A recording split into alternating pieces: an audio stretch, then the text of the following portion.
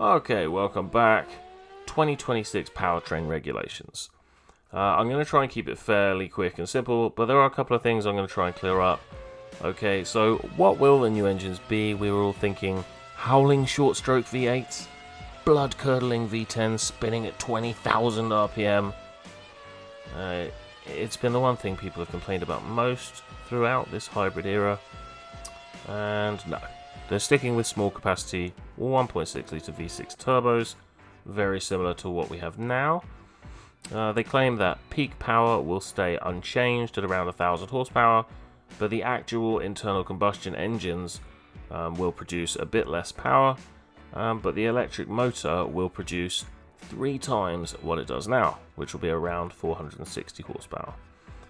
They plan on using greener biofuels and a lower fuel flow to produce net zero emissions.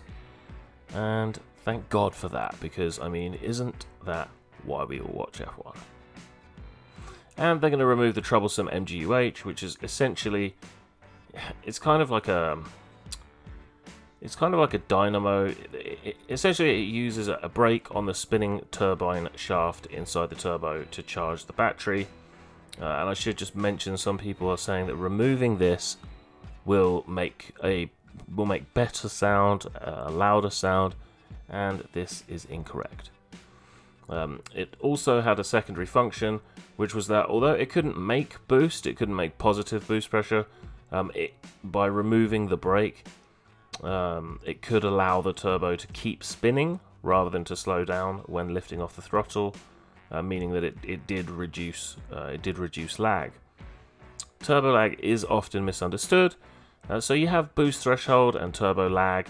Boost threshold is at what RPM your turbo is capable of making peak boost, and turbo lag is how long it takes the throttle to spin up when you apply the throttle when you are above the peak boost threshold.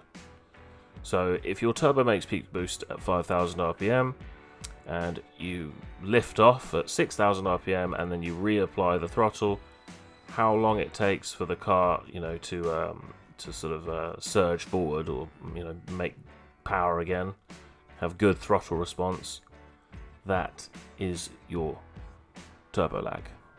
So they are often confused, those two, and that leaves us with a couple of questions.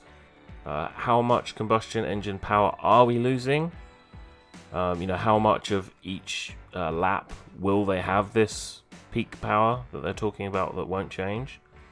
Will the rev limits drop if they're using less fuel and obviously having less power? And of course, why are they not using V10s? Let us know what you think. Would you prefer they ditch the hybrid parts and do one last farewell stint with lightweight, high-revving V10s? They could still use, green fuels.